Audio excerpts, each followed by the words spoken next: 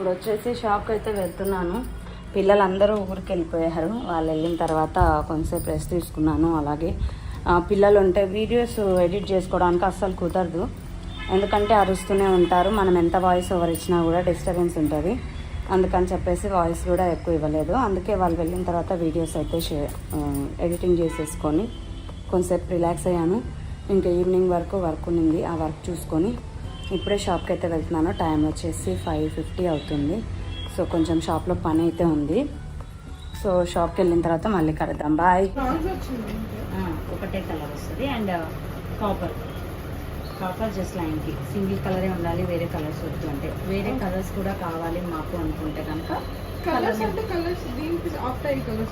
వేరే కలర్స్ మళ్ళీ యూజ్ చేస్తాం, ఆపోజిట్ కలర్స్ అనమాట. సో అట్లా ఆపోజిట్ కలర్స్ కావాలంటే డిజైన్ చేంజ్ చేసేస్తాం.